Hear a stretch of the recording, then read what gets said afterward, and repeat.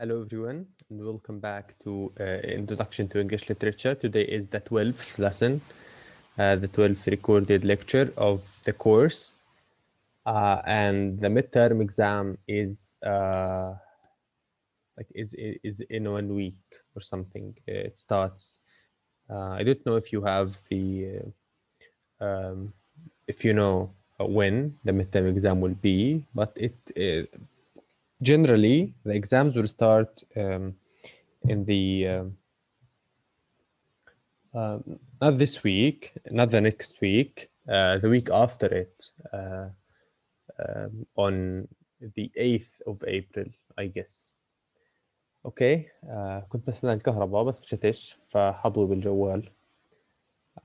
Anyway, so last time we talked about John Donne and George Herbert a little bit. We talked about the metaphysical poetry, and we discussed so many ideas regarding the metaphysical poetry and how interesting and important the metaphysical poetry is. Okay. Now today we will continue with the metaphysical poets. We will have one more poet. We'll talk more about George Herbert, and we will take one more text by another poet, Marvell, Andrew Marvell. Okay, and then we will talk briefly about the Cavalier poets. Now, before we start, I want you to remember last lecture's contents. Who is John Donne? And what is John Donne's school? What is it about? Okay? And why were they called the metaphysical poets?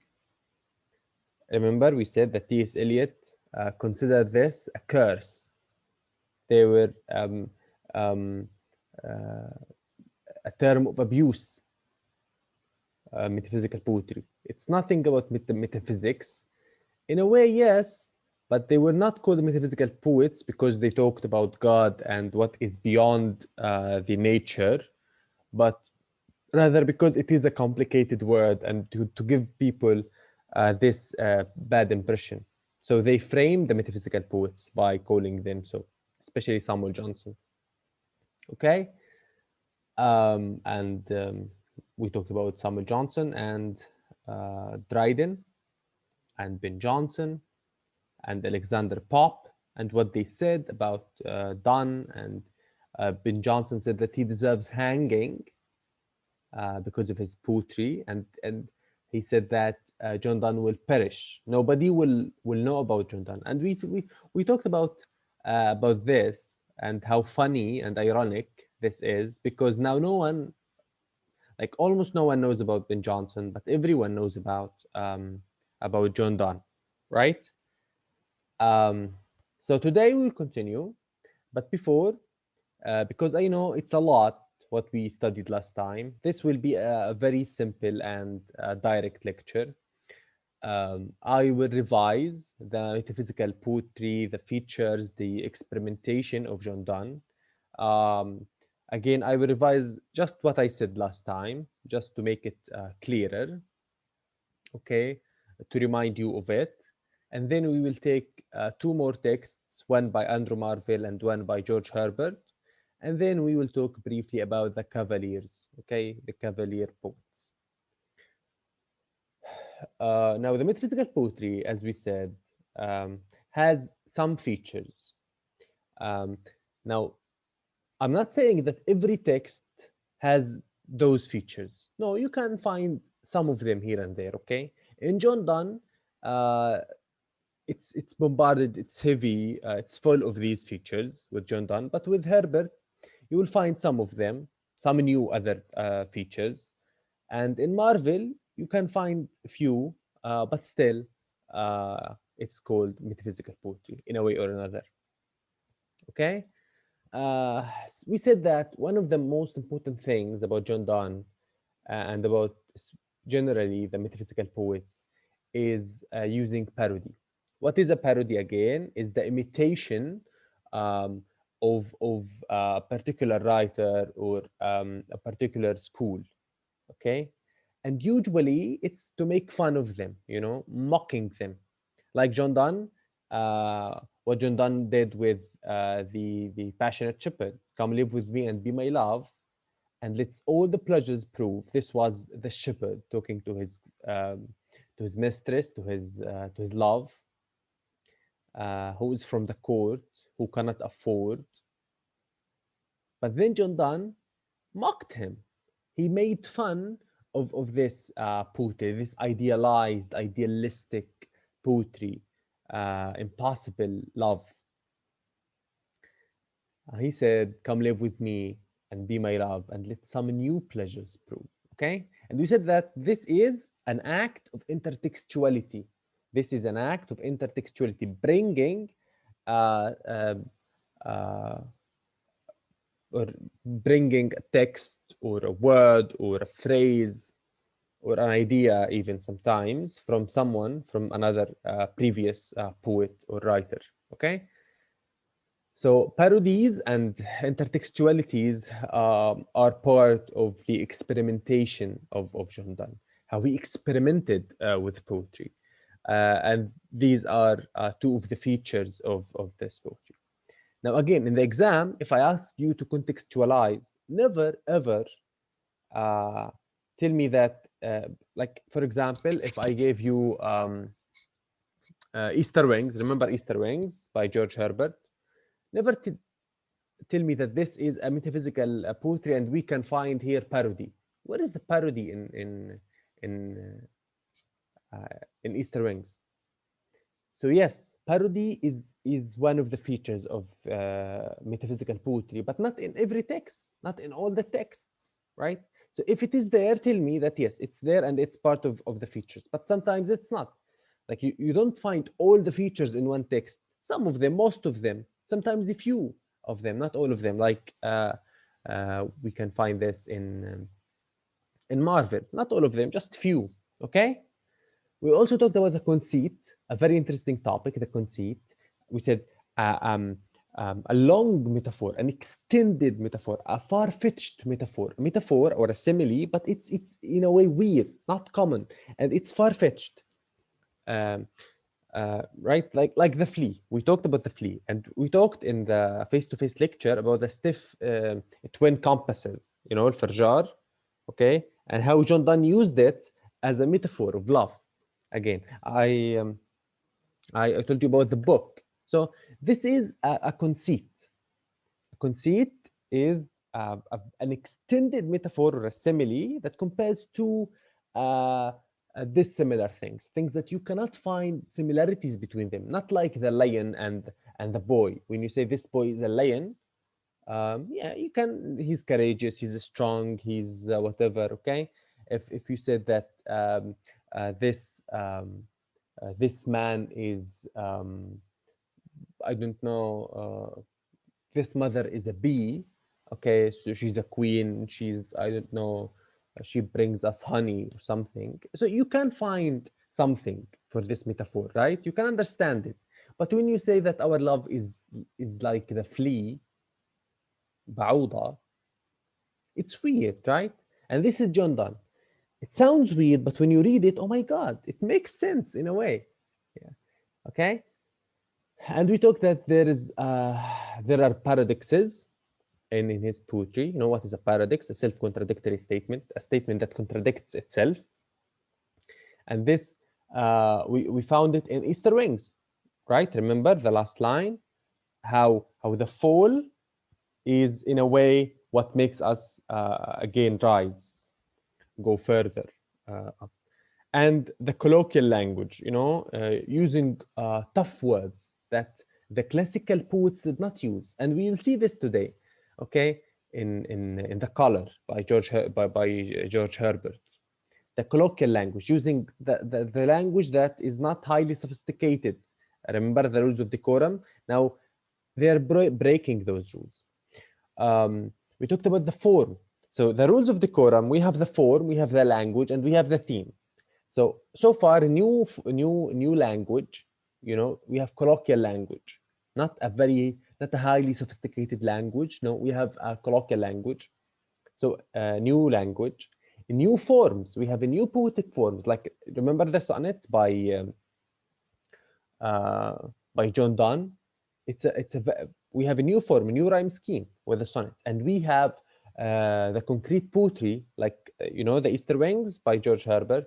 We have also a new form, new poetic form.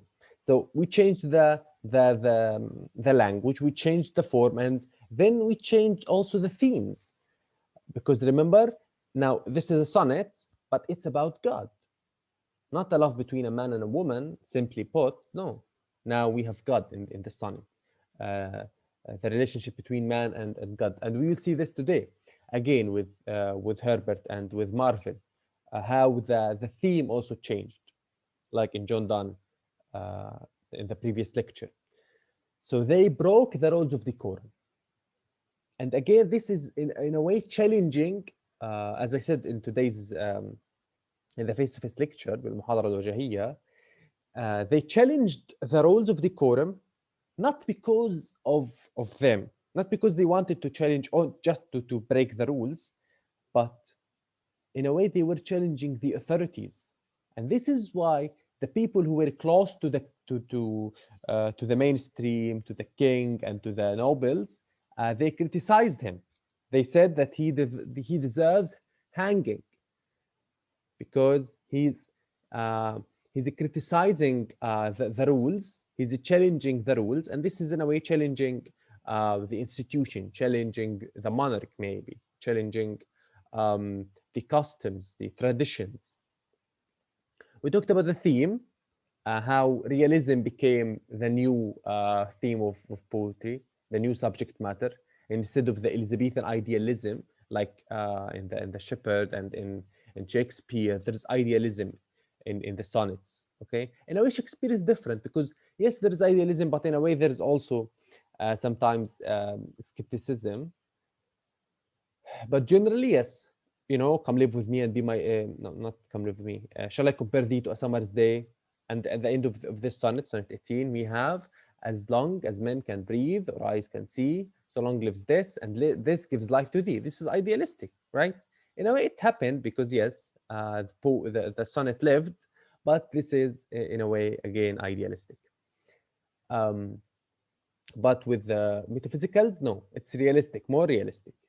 And we talked about the dramatization, how there's always a movement, like see the flea, there's a movement in the flea, and even in the bait, come live with me and be my love and let some new pleasures. There's dramatization. Someone is doing something.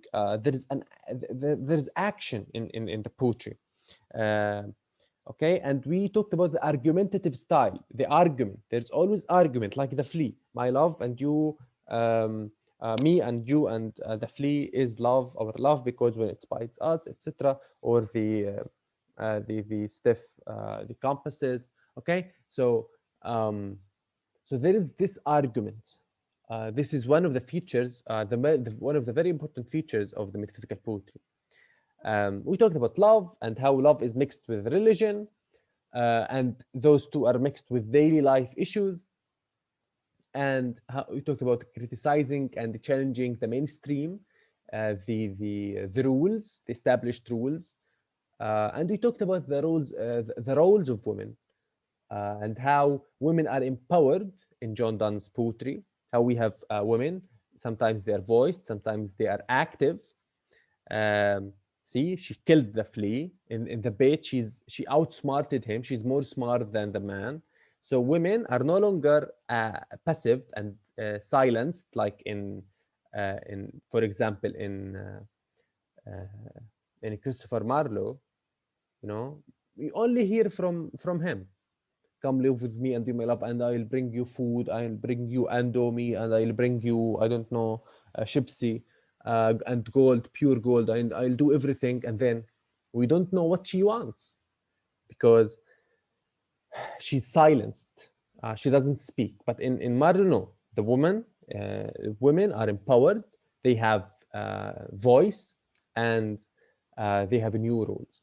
And then we talked about how the concept of God, talking about God, changed. It's no longer collective. It's more personal, and we will see this more today in George Herbert. And we talked about how modernist the metaphysical poetry is. Um, New ideas, new themes, new topics in their poetry, uh, in a way that we only saw something similar in the 20th century, 300 years after after John Donne. So they were ahead of their time. They were ahead of their time, the metaphysical poets. And we talked about how their language was original. Okay, so this is we talked about all of this in the previous lecture. So again, just to make sure that you understand it, that you get it. Um, Now let's take two new texts, two new metaphysical texts. We have the color. You know what is the color? This is the color. Okay, this is, or in a shirt, the color. Okay, and even when with animals, with pets, you know, when you have a pet, a dog or a cat, you put a color around their neck. So okay, this is the color. Okay, now this is a poem called The Color by George Herbert. By George Herbert. um let's see the poem, The Color. Now in your book, this is page um, uh, 45. This is page 45 at the bottom of the page, or the middle of the page. You only start from "but as I raved," okay? But I think that the first two lines I struck, okay, are important, okay? We cannot take, unfortunately, the whole poem, because like we just take some notes from here and there, but you can look it up and read the whole poem. But we just take those two extracts from the poem, okay, and see here the 3 points, the 3 dots here, what they mean. After I will abroad, they mean that there is ellipsis. Something is deleted. So after this line, we don't have this line, but as I raved, there are other lines, and then there, but we cannot again take um, the whole poem. Just we can get a general idea. I struck the board and cried, "No more, I will abroad." But as I raved and grew more fierce and wild, at every word, methought I heard one calling, "Child," and I replied, "My lord." Now, the very first thing that we notice, even before we read, is the form. We have a new form, right? Remember, in the rules of decorum, every line has to have the same syllables, the same number of syllables, and feet in the whole poem. But here, we don't have this. We have the first line, 4 feet. I guess I struck the board and cried, "No more." So we have 8 syllables, 4 feet. The second line is 4 syllables, 2 feet. Half of them. I will abroad. 4 syllables, 2 feet. And then I guess this is 5 feet. But as I raved, um, and grew more fierce and wild. 10 syllables, 5 feet. So see, it's random in a way. Uh, Not completely random, by the way, but it's not as organized as the classical poetry. So this is one feature of the metaphysical poetry, the form, a new form, breaking the rules of decorum. Here in The Color by George Herbert. You know George Herbert, the same guy with the Easter wings. So always his forms are different. He doesn't follow the strict rules. Is it because he's not as good as the classical poets? He cannot write with the strict. No, he can. He has the ability. Even maybe to write the Easter wings is more difficult, is harder than writing a poem with every line with 4 feet, right?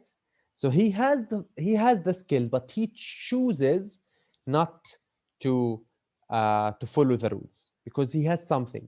See, the first word, I struck from strike. So a very strong word. Remember, the language is a new language. We don't find a word as strong as struck in the classical poetry. But here we find it. Why? Because again, new language. It's no longer highly sophisticated and no, we have the word strike. Okay, I struck the boat and cried. There is shouting. I cried, no more I will abroad. So there's shouting and there's striking. So all this action, again, the dramatization, the action, all this action means that he's raged, he's shouting, he's crying. And this is why the form is not organized, because he's not organized. When you're shouting and when you are angry, you can't control the form, what you say and how you speak, because you're angry, right? And this is why the form here is part of the meaning, because we have this not organized, not strict form, this random in a way, because he's shouting. And when you're shouting, the form is not as organized as when you're singing, for example, when you are relaxed. When you're relaxed, you can have like 20 lines. Every line has 4 feet, very organized form. But here, because he's shouting, he's angry, we have this random form. But as I raved and grew more, there's a growing, and I raved, I raved and grew more fierce and wild. At every word, methoughts. Methoughts is Middle English, early modern English. It's no longer used, methoughts. It means, I thought, or it seems, okay? Methoughts, I heard one calling child. I heard one calling child. And I replied, my lord. See, he's talking to God, or God's talking to him. And see the language? I heard one calling child, and I replied, my lord. So see the relationship between man and God. He's talking to someone dear, to someone close. Child, and he replied, my lord. So it's no longer God, then again the king or the pope, and then I don't know the church, and then so there's no barriers between the man and God. It's direct. You speak to God directly. And see the language, child, my lord. It's a very close and friendly language, the language between him and God. Can you see the rhyme scheme here? We have wild and child, they rhyme, and we have word and lord. In a way, they rhyme, not perfectly, but in a way they rhyme, word and lord, okay? So we have the rhyme scheme. We have also AB, with George Herbert here in the color. You can read the whole poem to see the rhyme scheme in the whole poem, but this is just these are just 4 or 6 lines from the poem. Okay, so this is George Herbert. See, now if you give this in the exam, you say that this is from the color by George Herbert. This is a metaphysical text, and you tell me what metaphysical features here. We talk about the form, a new form, breaking the rules of decorum. The form is not as organized as the classical poets would like it to be. Okay, the theme, the relationship between man and God, and how this poem talks about the difficulties of life and of religion. Okay, and how he's angry, he's shouting, he's raving, but then how he was calmed by God when he heard the sound of God. God talked to him, child, and see this closeness between him and God. And so, okay, so this for the theme. We have the language, the theme, and we have the language. We have here the word struck and the word cried, and how they gave us um, uh, this. They caused, in a way, they caused this form, this not organized form. Okay, they broke the symmetrical form. You have 4 feet, then 2 feet, then 5 feet, then 2 feet again, etc. Okay, so but don't tell me that there is parody here. Where is the parody?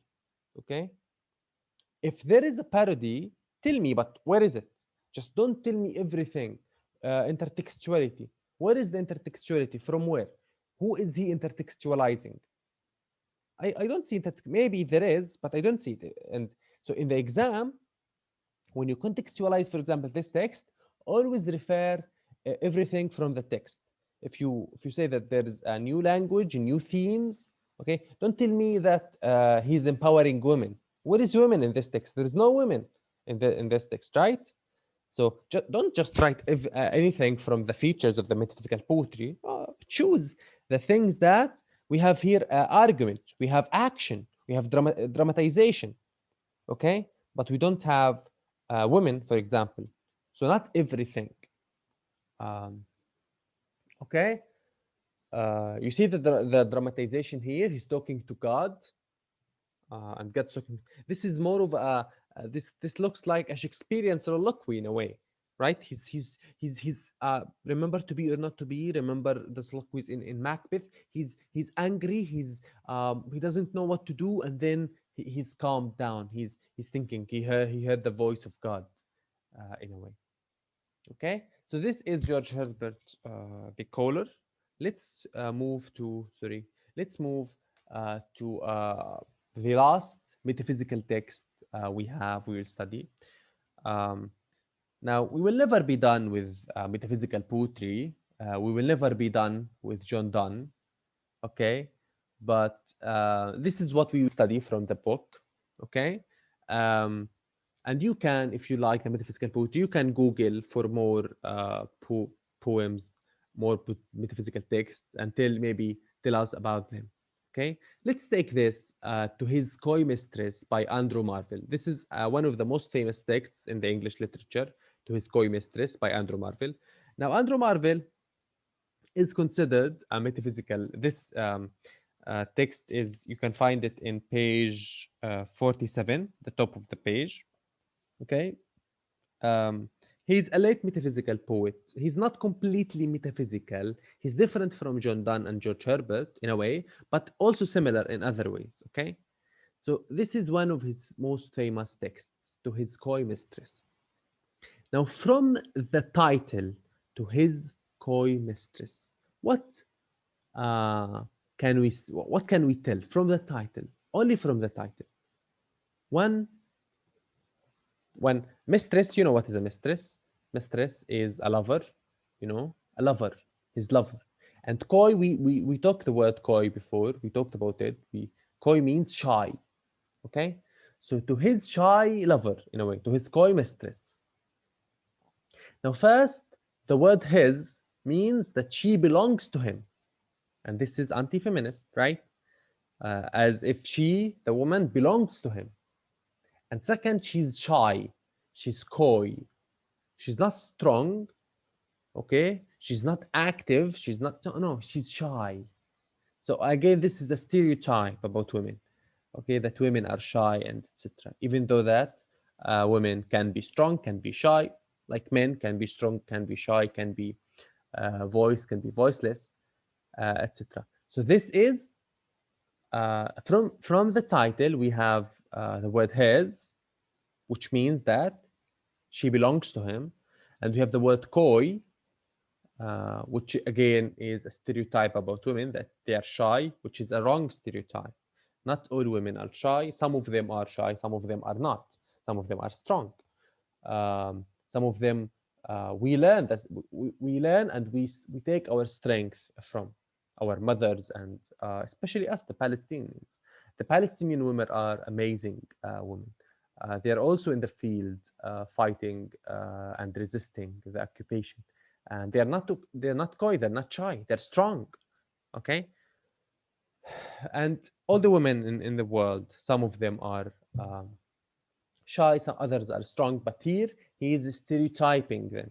He's giving them this stereotype that they are coy, they are shy. Okay, so let's read this text by Andrew Martin, and let's see what um, features, what metaphysical features we can find in the text. Had we but okay, so in your book you have also only the last two lines here, but complete it with those two lines, because it's important always. We cannot read again the whole. You can search about the poem, you can Google it. We cannot read the whole poem, uh, but this is enough. Those four lines are enough. And again, there is, you see the three dots here. It means that this is an ellipsis. There are also other lines in between. Had we but world enough and time, this coyness lady were no crime. But at my back, I always hear times winged, you see, winged, not winged, winged, so it becomes two syllables, winged chariot hurrying near. Uh, so again, in the form, it doesn't seem awkward, but can you count the syllables and see if there is something about the form? Try to do this. We cannot tell about the rhyme scheme, but we can say that there are couplets here, you know, because time and crime, they rhyme, and we have here and near, they also rhyme. So we have couplets, okay? And you can see that he loves couplets, Andrew Marvell. You can read the whole poem and see how he uses the couplets. Uh, so A, B, B, C, C, D, D, etc. Um, now, what does this first line mean? Had we but world enough and time. Now, there's something in English, in the grammar, called the subject-verb inversion. The subject-verb inversion. What is the, like, for example, when you make a question, you say, he eats milk, he eats milk, he eats cake, okay? So when you want to make it a question, okay, you bring the verb before and then the subject. Or for example, to make it clearer, so this would become, does he eat? Does he? So does the verb and then the subject. This is called subject verb inversion. Subject verb becomes verb subject. Okay, we can say that he is learning English. A question would become, is he learning English? So he is learning becomes, is he learning? So a subject verb inversion. Now here, this is one way we use the subject verb inversion. There are other times, other places where we can use this subject verb inversion. So here, had we but world enough and time, this is if. You studied if, the if rules, 0, 1, 2, and 3. Okay, so this is if, and originally this is if we had but world enough and time. If we had but world enough and time. Meaning that if we had enough time in the world, if we had more time, if we have time, okay, this is what this line means, okay? But to make it more important, to stress it, okay, we delete the if and make this, when you delete if, you have to make this subject verb inversion. And why would you do this?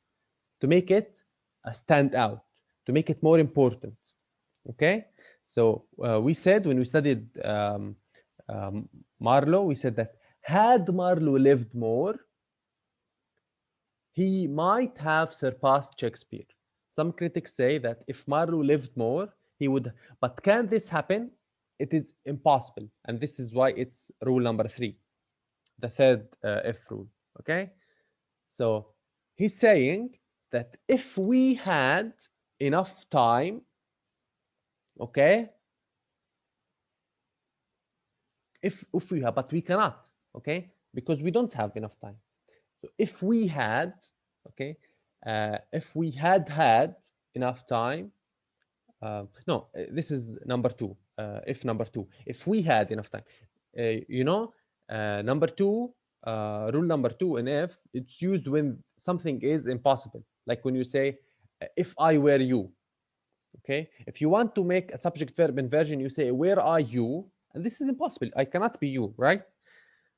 We can talk more about if in the face-to-face lecture, but now to understand this, these two lines, it means that if I had time, if we had time, if we both had we but world enough and time, this coyness, okay, this coyness lady were not crying. It would be okay to be this shy if we had time, but we don't have time. Don't be this shy, okay? He's telling her, if we had time, enough time, this shyness, this coyness, were not crime. Could be not a crime, could be good, but we don't have time. This is why he used the second rule, which means it's impossible to have time. We cannot. There is not enough time. Okay? But at my back, I always hear time's winged chariot. A chariot in your book, it's translated. A chariot is like, you know, a car, a vehicle. Okay? A vehicle. Okay? And winged, it has wings. Time's winged chariot hurrying near. Okay? So time is approaching. We don't have enough time. Okay?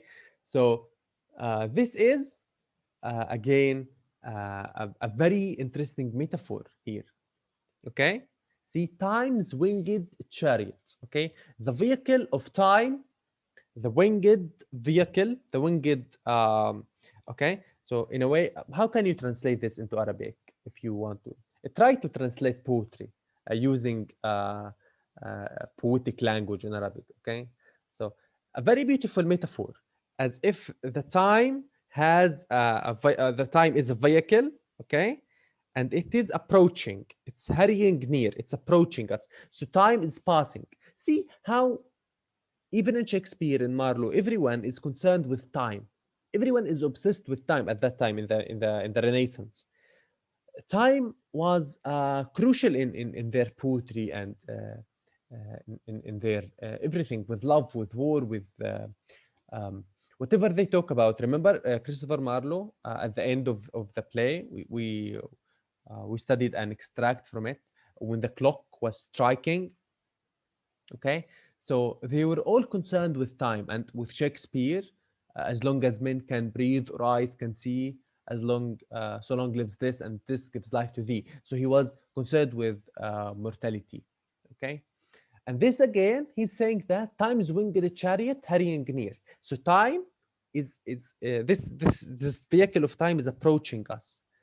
So I'm afraid that we don't have enough time. قطار الوقت، قطار العمر يمر سريعا. In a way, he's saying this. Okay, so we don't have time for your shyness and okay, injizi. Okay, we don't have all the time in the world. Okay, and see here the argument he's saying here. So see, he's in a way saying, he's asking her to come to live with him, come live with me and be my love. I want to marry you. I want to live with you. I want you to be my lover. But he's not just saying it like this, like Christopher Marlowe. No, he's using argument. He's telling her that if we had time, it would be okay for you to be shy and everything, but we don't have time, and the time's winged chariot is coming and approaching us, and etc. So he's using argument, and in using argument, he's also making some dramatization. Okay, there is this chariot that's it's coming. You can see it. The vehicle of time approaching, hurrying near them. Okay, so these are some features that of metaphysical poetry that we can find in Marvell's poetry. Not all the features, again, some of them. These are the arguments, the metaphors, the dramatization, and maybe you can find more. Okay, with Andrew Marvell. So this is Andrew Marvell, and now we are in a way done with the metaphysical poetry, but we cannot done again with done. We cannot be done with done. Okay, this is a pun, but this is enough for our book and for our course. You can read more and more about them. Now, remember the Puritans? We talked about the Puritans before, and we will talk more about them next week. Um, but now, at that time, at the end of the Renaissance era, at the end of this golden age of drama and of poetry, uh, the political situation in England was not calm, was not quiet. There were problems in England between the Puritans and the king. Okay, so we have the Puritans here, and we have the king on the other hand. And the poets who were close to the king, okay, the poets who were close to the king were called the Cavaliers. The Cavaliers, okay, so they were close to the king. Okay, the king here, and we have against the king, we have the Puritans. So close to the king, we have the Cavaliers. Okay, like we have Herrick and Lovelace. Okay, Herrick and Lovelace, two different poems. This is by Robert Herrick. In your book, you find this in page 47. Um, Counsel to Girls, the poem. Gather you rosebuds while you may. Gather you rose, you know the roses, you know the rosebud. You know what's the rosebud? You know the flower of the rose. Okay, while it's still, it did not yet flourish, it's not yet open. Okay, the rosebud. So gather ye rosebuds while you may. He's talking to the girls. He's asking them to gather while they may.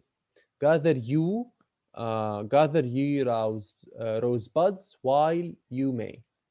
So again, he's concerned with time. Like you don't have enough time. So gather, come, okay, flourish while you may, while you can, before time passes. Okay. So gather here. So this is Robert Herrick. See, the language of the Cavaliers is simple. This is one of the features of their language. It is simple, a simple language. This is a very famous and beautiful. I love these two lines. I remember them from the very first year when we studied them in the introduction, and I still remember them. They are very amazing lines by Lovelace. Even his name is beautiful. Lovelace, Richard Lovelace. Stone walls do not a prison make, nor iron bars a cage. This is from to Aletha from prison. So this is from prison. Maybe he was imprisoned at that time, Richard Lovelace, because remember there was conflict between the Puritans and the king, and when the Puritans they executed the king, okay, they won the war. The Puritans, not the war in a way, but yes, the conflict, and then they lost again later. We'll talk more about this in the next week. But this is a poem from prison. What is he saying here? Stone walls do not a prison make. So this is fronting, you know, the poetic license. He's fronting and delaying. So he's saying that stone walls, the walls that are made of stone, do not make a prison. But he fronted and delayed. Do not a prison make. Okay, nor iron bars a cage. Nor iron bars make a cage. So stone walls do not make a prison, and iron bars do not make a cage. Can you translate this into Arabic? Try to translate this into Arabic in the Facebook comments. Tell me, how can you translate this? Give me amazing translations of these two lines. Stone walls do not a prison make, nor iron bars a cage. Okay, so the walls, what does this mean? That the prison is not a physical place.